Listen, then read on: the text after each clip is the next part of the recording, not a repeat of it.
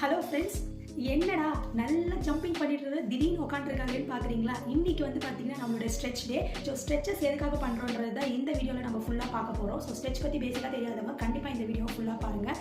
End of the வீடியோவில் like and share பண்ணுங்கள்.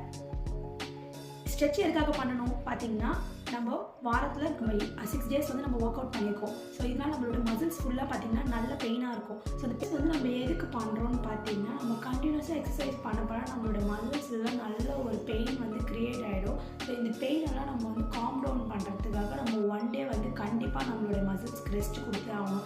அது ரெஸ்ட் கொடுத்தா தான் அது வந்து அகெயின் நமக்கு வந்து பழைய மாதிரி நல்லா வந்து ஆக்டிவாக ஆக முடியும்.